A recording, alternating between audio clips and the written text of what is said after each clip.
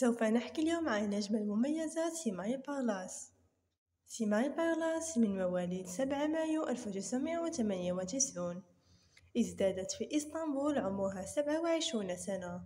برجها الثور، طولها 1.66 متر ووزنها 47 كيلوغرام. ديانتها فهي مسلمة. هي خريجة جامعة بلجيكا قسم السينما والتلفزيون.